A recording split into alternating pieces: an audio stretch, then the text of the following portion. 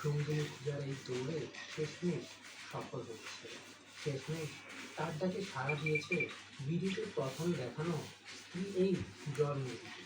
দীর্ঘদিনের অপেক্ষার কঠোর পরিশ্রমের পর তার কাঙ্ক্ষিত সঙ্গিনীকে কাছে পেয়ে পুরুষ জন্মরক্ষী অনেকটা এইভাবেই জানান দিচ্ছে তার ভালোবাসা।